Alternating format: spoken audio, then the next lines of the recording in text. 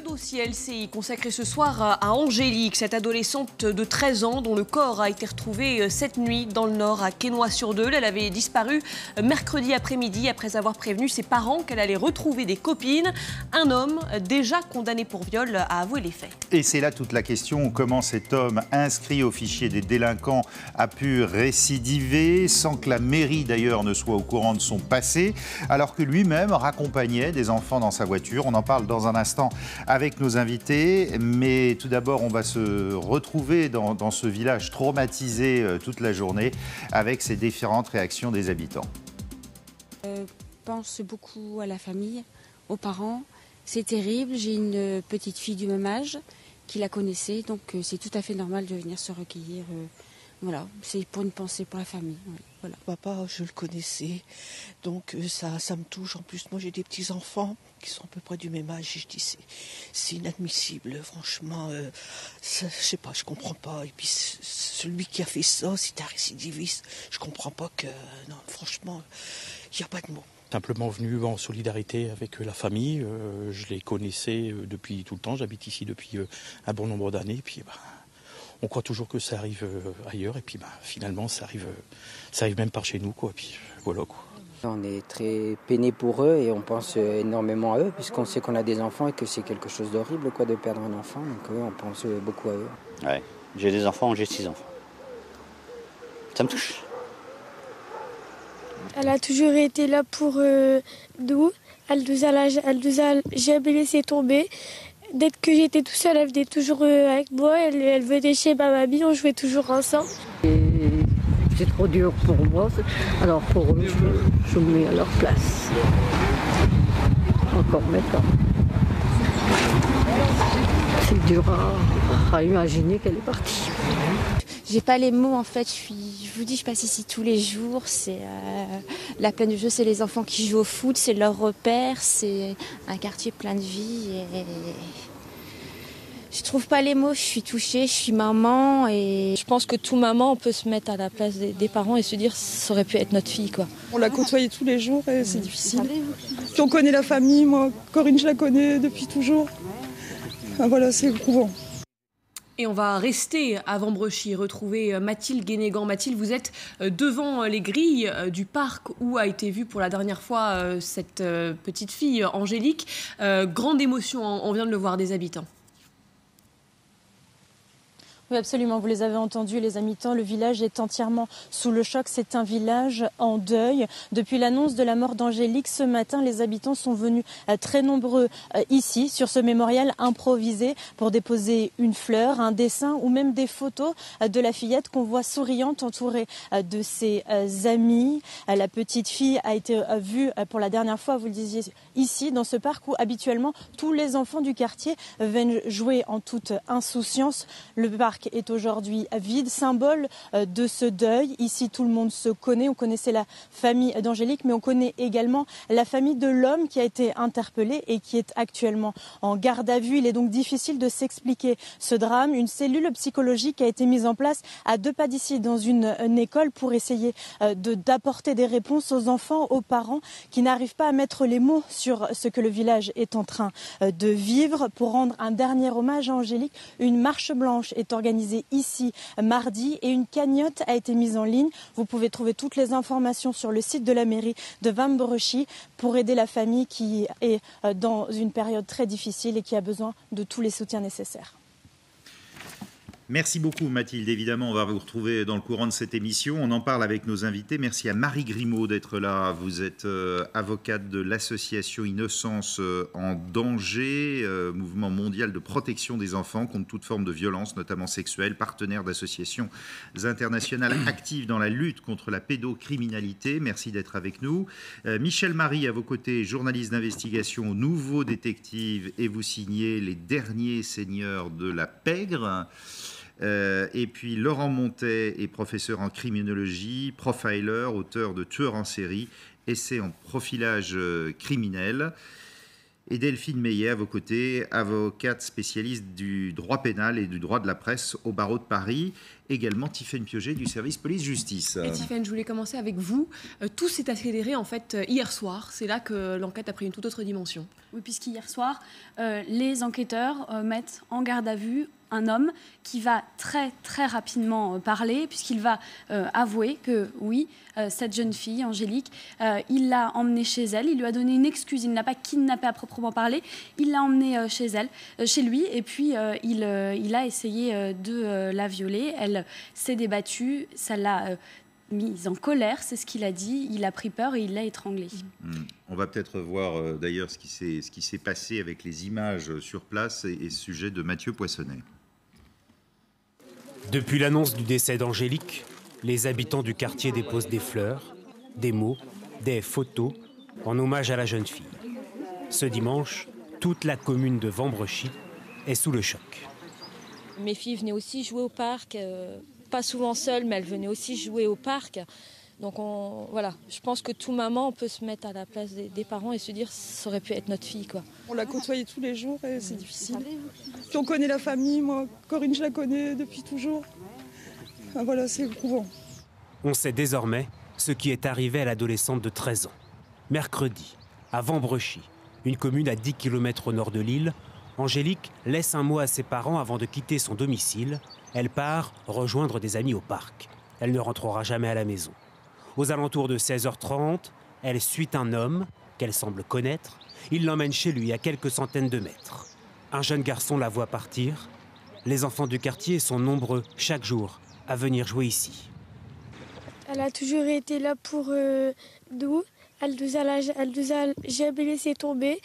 Dès que j'étais tout seul, elle venait toujours avec moi. Elle venait chez ma mamie, on jouait toujours ensemble. Les enquêteurs recherchent donc un homme.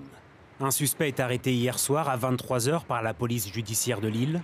Très rapidement, il avoue. Il dit avoir tenté de la violer. L'adolescente a résisté. L'homme de 45 ans l'a étranglée avant de se débarrasser de son corps, qui a été retrouvé cette nuit, vers 2h du matin, dans un chemin forestier de la commune de Quesnoy-sur-Deûle. Une cellule d'écoute a été mise en place par la mairie de Vambrechy et une marche blanche aura lieu mardi, en souvenir d'Angélique.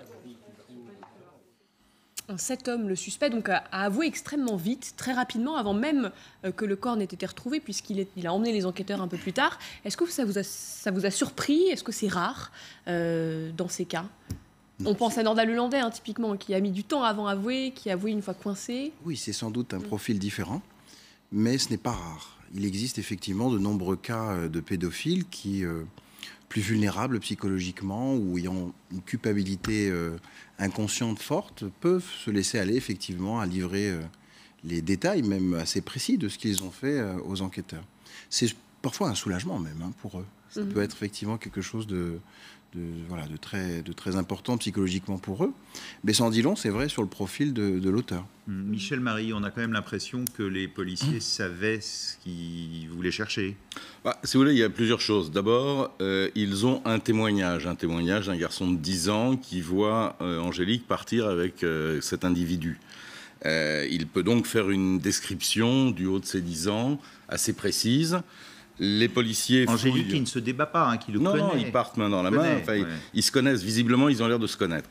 Ensuite, les policiers fouillent dans leurs archives, ou en tout cas dans leurs fichiers, et ils constatent que cet individu habite à proximité. Donc, c'est une piste intéressante. Ils y vont. Et puis, pour en revenir aux aveux rapides, je pense qu'ils ont mis une vraie pression, parce qu'à ce moment-là, on ne sait pas si cet enfant est encore vivante ou morte. Et s'il y a une chance de la sauver, j'imagine que les policiers n'ont pas fait dans la dentelle pour l'interpellation et pour les premières auditions. Dernière chose à ce propos, les prédateurs sexuels sont pas des caïds, c'est pas des voyous. Ils commettent des actes très lâches et ils se conduisent lorsqu'ils sont coincés en garde à vue de la même façon, c'est-à-dire qu'ils ont peur. Et c'est vrai que Nordal Lelandais, c'est un cas tout à fait à part, mais généralement, c'est vrai qu'ils passent aux aveux très rapidement, quelquefois même sur le trajet entre le lieu d'interpellation et moi, j'ai nombreux policiers qui m'ont raconté que c'est dans la voiture que le suspect avouait. Un point peut-être, Tiffaine, on disait le corps, la personne, ce suspect a donc avoué, et ensuite ils sont allés il a emmené les enquêteurs donc sur les lieux où le corps se trouvait, le corps qui avait été abandonné. On sent une forme de précipitation, d'amateurisme. Oui, alors on ne sait pas exactement la chronologie précise, à quel moment il a été abandonné. Ce que l'on sait en tout cas, c'est qu'il semble que l'étranglement, la mort, soit survenu à l'appartement, au domicile en tout cas, de cet homme de 45 ans qui est en garde à vue. Qui, encore une fois, est marié à 2 jeunes garçons. Voilà, c'est ce que l'on a appris. Ça veut dire qu'il n'y avait personne à l'appartement, on peut le supposer. Voilà, et ensuite, il se rend dans une forêt à proximité et il va déposer le corps nu de la jeune fille qui va être retrouvée cette nuit, la nuit dernière, aux alentours d'1h30. On va peut-être se retourner à Vendbrechy justement pour vous retrouver. Merci monsieur d'être avec nous sur LCI. Vous êtes conseiller municipal en charge de la sécurité. Est-ce que vous étiez au courant de la présence de ce délinquant sexuel dans votre commune? Absolument pas. Et vous vous en étonnez? Nous n'avons aucune info. Pardon? Et vous vous en étonnez? On s'en étonne, disons que c'est la loi française qui est comme ça. Les élus locaux n'ont pas d'informations relatives au fichage des gens qui habitent dans la commune. On peut le regretter, et c'est vrai que compte tenu du drame terrible qui vient de se produire, de cet assassinat barbare dont a été victime une fillette de notre ville, ce qui crée une émotion terrible, on peut le regretter peut-être. Je dirais que les lois de la République sont comme ça. Elles sont peut-être pas et certainement pas assez fermes. On peut peut-être se poser des questions pour essayer d'améliorer, si possible, la sécurité des Françaises et des Français, et surtout des enfants, de ces victimes innocentes. Ce suspect, c'était quelqu'un de très impliqué dans la commune. On entend qu'il transportait parfois des enfants, qu'il accompagnait des sorties scolaires. Alors écoutez, je suis extrêmement embêté pour vous répondre parce que pour l'instant, la police nationale se refuse à confirmer l'identité du suspect. Donc, si vous voulez, je ne peux pas donner d'avis tant que je n'ai pas de confirmation de l'identité de cette personne. Une cellule psychologique a été mise en place. En quoi consiste-t-elle? Comment ça se passe? Beaucoup de personnes y viennent, beaucoup d'habitants. On a vu l'émotion sur place. Oui, on a mis en place cette cellule toute l'après-midi et jusqu'en début de soirée. Elle répondait à un besoin qu'ont exprimé des familles, des amis des parents de la victime, surtout pour protéger les enfants, les amis de la petite Angélique d'un choc post-traumatique qui pourrait être important. Ça, c'était le premier volet. Et le deuxième volet, c'était d'essayer d'aider les parents à avoir la bonne posture pour pouvoir rassurer leurs enfants. Le travail qu'a fait l'équipe du SAMU a été admirable et c'est extrêmement important pour nous d'accompagner au plus près de cette douleur terrible les gens qui sont concernés. Je reviens sur le profil du suspect. En tant que conseiller municipal chargé de la sécurité, vous avez des liens avec la police nationale notamment. Et oui. Cet homme devait apparemment pointer tous les 6 mois au commissariat. Vous n'aviez aucune information là-dessus? On n'a aucune information de cette nature-là. La police nationale ne communique absolument pas ce type d'information aux élus locaux. Et voilà, c'est comme ça. Et vous êtes en colère? Écoutez, nous sommes naturellement en colère parce qu'on a ce drame. Mais encore une fois, la colère doit s'exercer dans un cadre légal. Parce que effectivement, j'entends les habitants, j'entends la colère légitime des habitants, j'entends ma colère aussi, j'entends la colère des parents avec qui je viens de parler il y a quelques minutes. Mais si vous voulez, on n'est pas dans une incitation à la haine. On est d'abord dans le recueillement, dans la pensée pour les familles, dans faire tout ce qu'on peut pour les aider.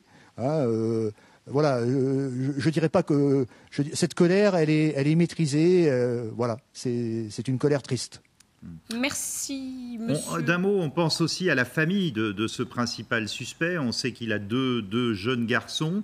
Vous savez comment ça va se passer pour eux? Est-ce que vous avez parlé avec son épouse, avec ses enfants qui vont repartir à l'école? Comme ça doit être terrible à vivre pour eux. Alors écoutez, pour l'instant, d'après mes informations, la famille du suspect serait en vacances dans le sud de la France. Voilà les informations que j'ai. Mais je dois vous dire qu'au sein de la cellule psychologique, des gens sont venus nous voir parce qu'ils étaient en état de sidération tout à fait, parce qu'ils connaissaient bien le meurtrier, parce qu'ils connaissaient bien sa femme. Voilà. Donc on a effectivement, je dirais, un dégât collatéral. On a les victimes principales, bien sûr, mais les enfants et la femme du meurtrier sont malheureusement également des victimes, et il faudra qu'on fasse au mieux aussi pour ces gens-là. Une marche blanche est organisée, c'est ça, mardi le 1er mai. Voilà, donc en accord avec la famille et avec les amis de la famille.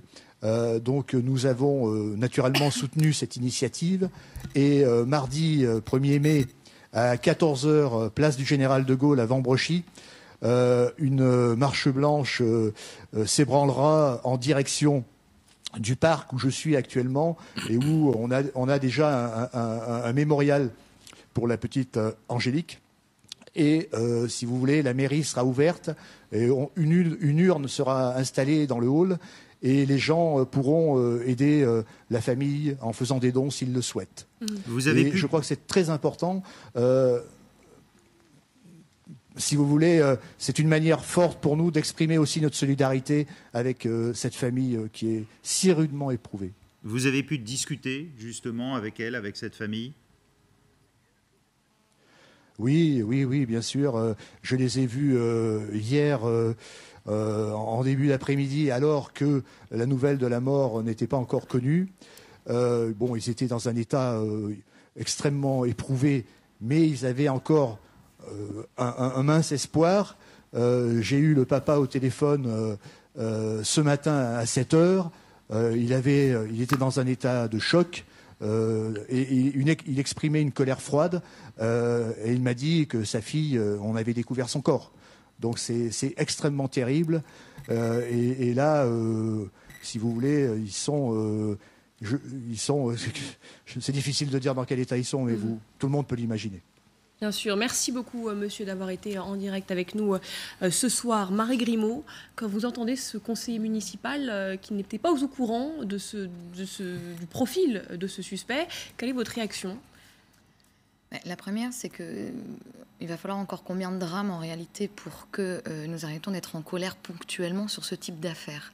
Les affaires d'Angélique, nous en avons quasiment, je dirais, toutes les semaines en France. La colère, elle doit être mesurée, mais surtout, moi j'ai une question. Si effectivement ce suspect était intégré, salarié et en contact des enfants, je suis dans l'obligation de souligner que ce fameux fichier, dit le FIGES, d'inscription des délinquants d'infractions sexuelles. Il était conducteur de bus, des transports lillois. Et donc s'il était salarié par cette communauté territoriale, ils avaient la possibilité au sein de cette mairie de faire une demande spéciale auprès du préfet pour avoir une consultation et du casier judiciaire de cet homme-là et du fameux FIGES, puisque le FIGES a été créé en 2004. Le temps qu'il y ait des décrets d'application, un certain nombre de personnes ont accès sur demande spéciale à ce fichier-là. Il y a eu l'affaire Villefontaine qui a permis de mettre en place des référents éducation nationaux.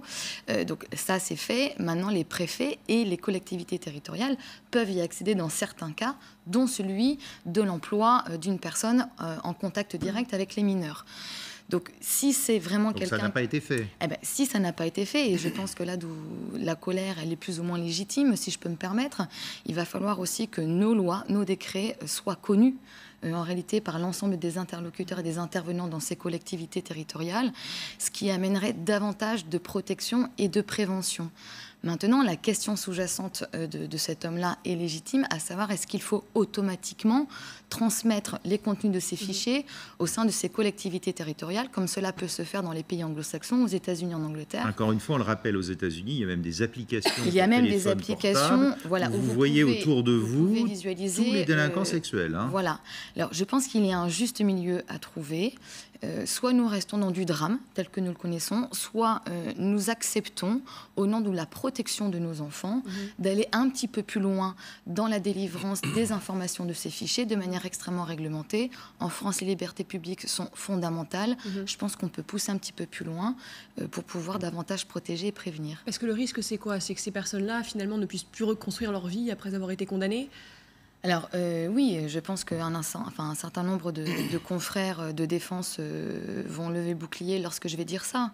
Il y a un moment, ces fichiers sont là pour traiter une information judiciaire issue d'une condamnation. Très bien, une fois que vous avez collecté toutes ces données, vous en faites quoi? Finalement, pas grand-chose. Ce sont des délinquants qui ont l'obligation, tous les 6 mois ou toutes les années, de fournir une adresse. Cette adresse, elle peut être fournie par lettre recommandée avec accusé de réception, avec un justificatif de 3 mois, de moins de 3 mois, et ça s'arrête là. Donc, quel est le but, quelle est l'utilité, et surtout quelle est l'efficacité, je dirais, en termes de prévention de la récidive? Or, ce fichier a été créé pour lutter contre la récidive.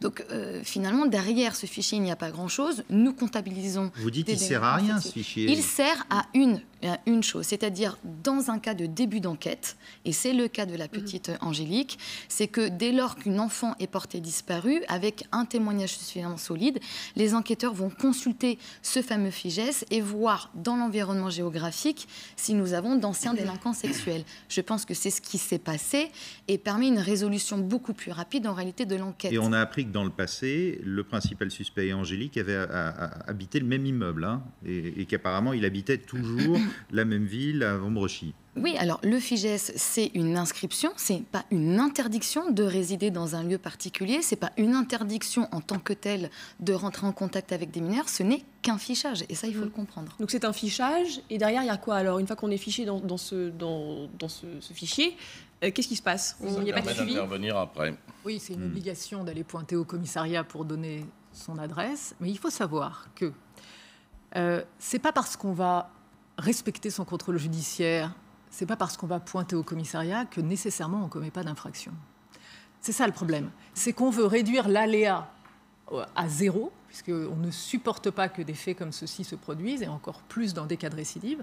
Mais il se trouve qu'on n'y arrivera jamais, me semble-t-il. On n'arrive pas à prévoir totalement le comportement humain, et ce n'est pas le criminologue qui va me dire le contraire. On ne peut pas prévoir tous les comportements et savoir si une personne va récidiver et une autre, non. On ne peut pas le savoir. Donc le principe de ce fichier, effectivement, créé en 2004, c'est de se prémunir contre la récidive. Il se trouve que les statistiques nous disent qu'un délinquant sexuel sur 4 a des chances de récidiver. 1 sur 4, ce qui est relativement élevé. Mais néanmoins, malgré ce fichier, malgré l'obligation pour eux de transmettre leur changement d'adresse... 1 sur 4, c'est quand même énorme. Hein. 1 sur 4, c'est beaucoup. Mais la récidive réelle est beaucoup moins élevée. Et il n'y a pas de suivi psychologique, par exemple? C'est là où est la véritable question. Ce n'est qu'un fichage. C'est de savoir à un moment T sur le territoire où se trouvent nos délinquants sexuels condamnés. La question, c'est la prise en charge. Un fichage n'est pas une prise en charge. Tant que nos tribunaux ne mettront pas des suivis socio-judiciaires, ne prendront pas la mesure, le drame que cela représente de lâcher ces individus, et le terme est pesé, au bout de 4 années, 5 années de prison, quand on a de la prison, parce que je vous rappelle que dans le genre de ces affaires-là de viol, nous avons en général du sursis. En France, vaut mieux violer un enfant que dealer 6 grammes de shit, je le dis au passage. Là, en l'occurrence, il avait été condamné. Il avait été condamné. Alors, condamné à 9 ans, mais il n'a fait que 4 ans. 4 ans. Mais une fois que vous sortez de détention, Enfin, allez dire ça aux parents. Qu'est-ce qui se passe? C'est-à-dire que nous n'avons aucun pédopsychiatre, aucun psychiatre, aucun psychologue formé en France pour prendre en charge ces pédophiles. Il existe une association qui s'appelle l'Ange Bleu. Nous avons eu la présidente encore ce midi au téléphone. Ils reçoivent plus d'100 de demandes d'aide de pédophiles actifs ou non actifs par mois. pour chercher une prise en charge. C'est une association qui met en place des groupes de parole entre pédophiles pour essayer d'évacuer l'ensemble de ces pulsions. Une association en France. Aucun centre spécialisé. Vous avez en Allemagne, il y a maintenant 3 ans, Innocence en danger a lancé une campagne avec un numéro vert. Plus de 400 millions d'euros ont été délivrés, un numéro vert pour les pédophiles.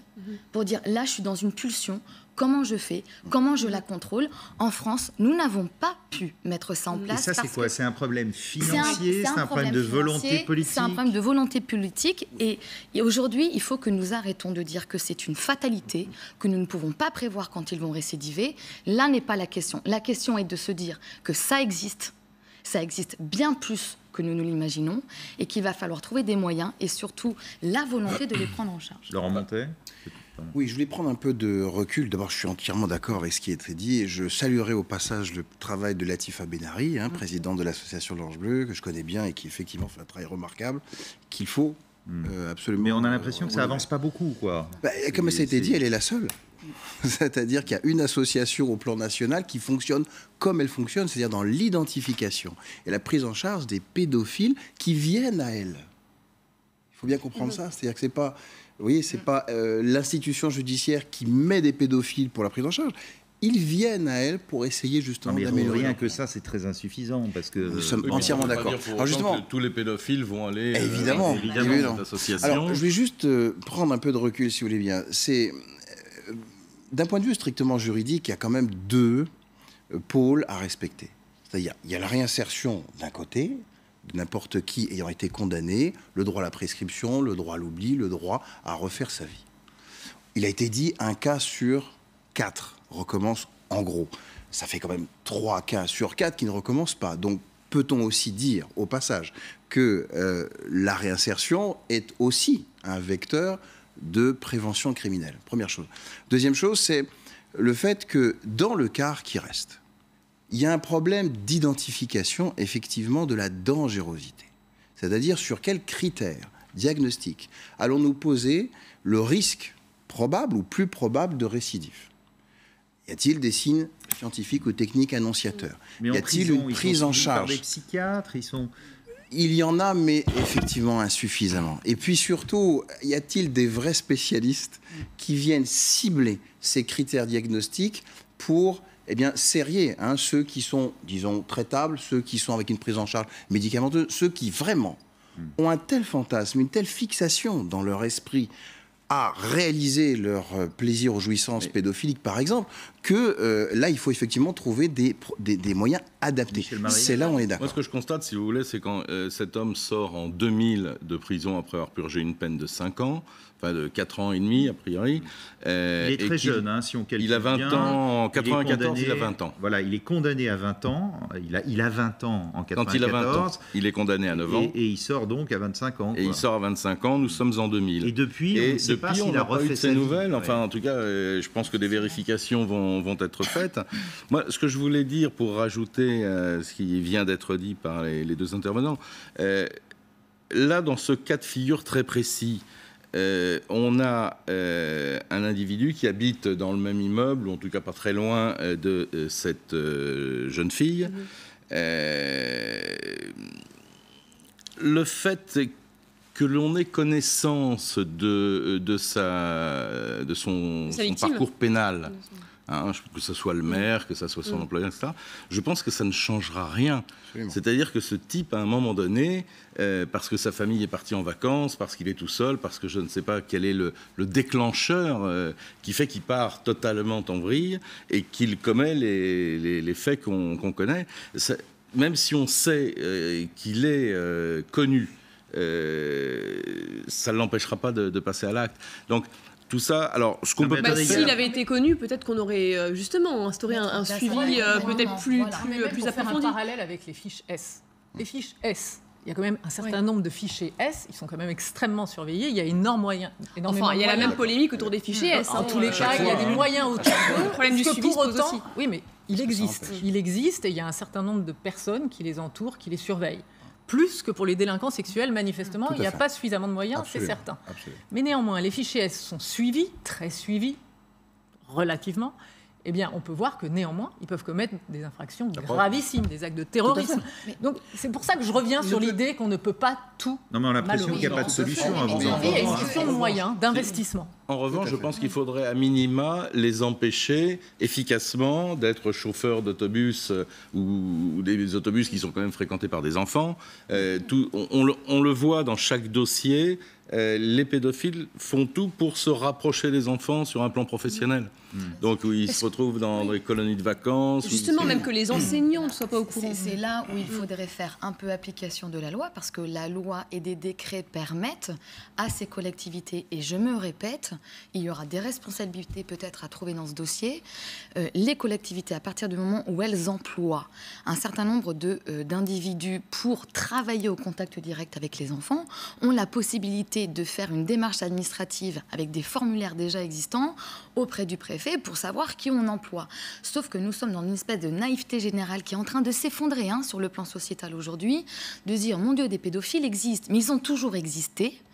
Sauf qu'aujourd'hui, nous en parlons plus et que nous arrivons à des drames qui bouleversent toute une société, alors que ces drames ne bouleversaient moins auparavant. Voilà, je crois qu'il y a un voile qui a été levé. Ça peut concerner tout le monde. Il va falloir que ces décrets soient appliqués, que l'ensemble des professionnels soient formés pour aller chercher l'information légitime et légale sur les individus qui travaillent aux côtés des établissements Déjà scolaires. qu'on se serve des outils existants. Voilà, exactement. Et pour finir, on pourrait aussi dénoncer automatiquement, c'est ce qui va être le cas dans l'éducation nationale, auprès de l'ensemble des collectivités sans que le grand public y ait accès. Voilà, dans votre commune, vous avez tel et tel délinquant sexuel fiché et condamné, qu'il y ait une forme d'alerte. Si cette personne habite à proximité d'une école ou souhaite travailler dans une école, soyez alertés et faites en sorte que ce mais là, soit on vient dans une société à l'américaine. Là, ce Oui. que vous proposez, c'est une société. Oui, mais en quoi c'est problématique ? aux États-Unis, vous l'avez dit tout à l'heure, vous avez des applications sur votre téléphone qui vous permettent de géolocaliser les délinquants sexuels. Vous avez des sites internet qui vous permettent de les géolocaliser aussi. Et ça, c'est trop ? Et ça, en tout cas, c'est pas du tout la société dans laquelle on vit aujourd'hui. Aujourd'hui, on est dans une société française dans laquelle on est condamné pour les faits pour lesquels, seulement pour des faits, et pas pour des faits qu'on pourrait commettre. On n'est pas dans Minority Report où on prévoyait ce qui est des faits. Et ça pose le problème de la délation, évidemment. Ça pose le problème de la délation et le problème de la responsabilité. Et ça ne changera rien, nous dit Jean-Paul Marie. Michel Marie. Michel Marie, pardon. Voir le prénom d'un pape. Non, ça ne changera rien. C'est ce que j'expliquais tout à l'heure. C'est-à-dire qu'au moment où cet individu passe à l'acte, transgresse, qu'on l'ait localisé sur un iPhone ou qu'on sache qu'il habite en face... Et on ne le voit pas faire un numéro vert pour dire attention, je vais passer à l'acte. Et pourquoi pas ? Attendez, il faut aussi connaître, et ça je ne vais pas me faire criminologue à la place de mon interlocuteur, mais je crois que beaucoup de personnes méconnaissent ce qu'est un pédophile. Exact. Enfin, l'Ange Bleu, je vous invite vraiment à aller sur le site de cette association, distingue 3 catégories de pédophiles et parle même en réalité de pédosexuels, c'est-à-dire ceux qui sont actifs, de ceux qui sont inactifs. Et une fois que nous rentrons dans cette catégorie de pédophiles sexuellement actifs avec une notion de violence, de séduction, enfin, c'est très bien expliqué. Nous savons que dès lors que nous sommes dans cette catégorie-là, ça va réitérer, ça va récidiver. Il ne s'agit pas de traiter cette espèce d'enveloppe globale et de se dire ça nous importe peu. Il faut savoir de quoi on parle.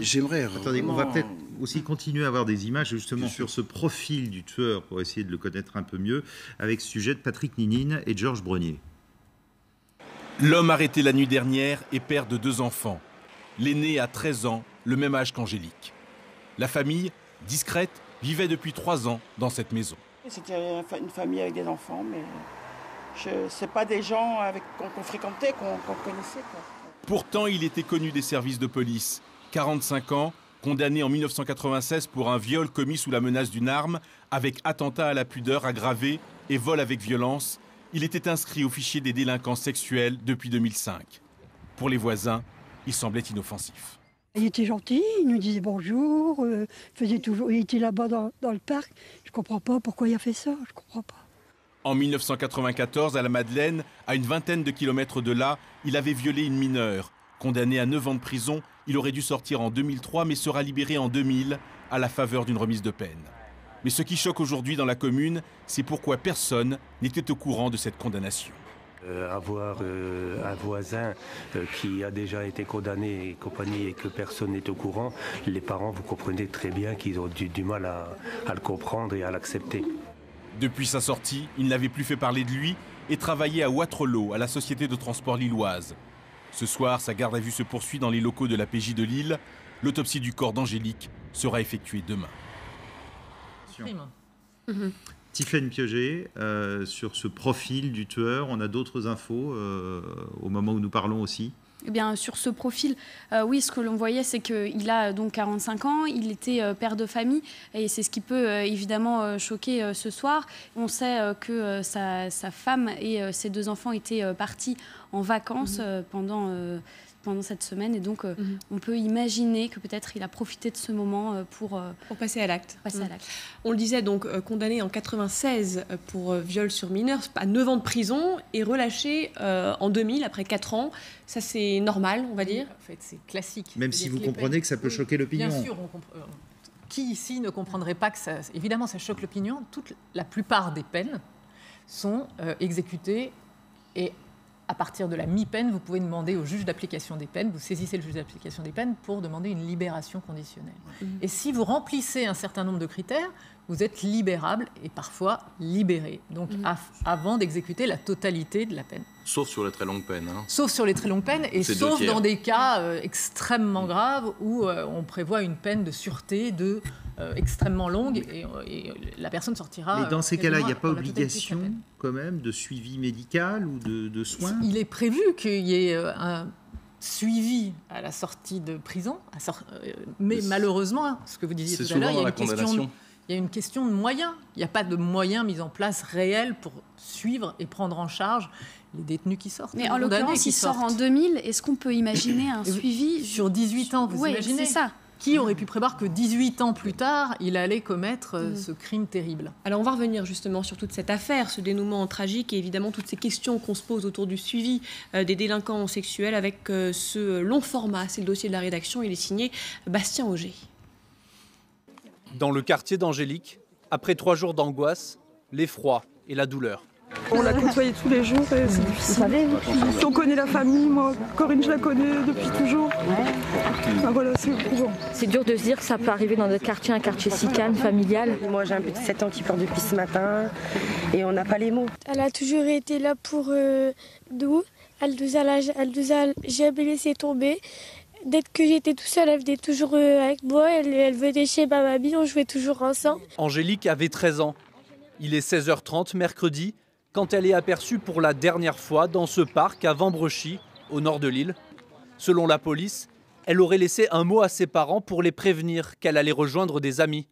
La jeune fille ne revient pas, alors d'importants moyens sont mobilisés, une brigade cynophile et des pompiers partis explorer les alentours du port de plaisance de Vambrechy. Vendredi, les policiers diffusent un avis de recherche sur Internet. Le même jour, dans le quartier de l'Agrippin où habite sa famille, une centaine de personnes organisent une battue pour tenter de retrouver la jeune adolescente. On va directement au château de Robersart qu'on remonte pour aller vers Marquette. J'ai dit à ma femme, bon, elle est peut-être partie chez une copine, elle va téléphoner, et puis voilà quoi. Quelquefois elle fait ça, elle dit je peux rester chez ma copine dormir, une telle, et puis bon, on les connaît. Finalement, dénouement samedi soir.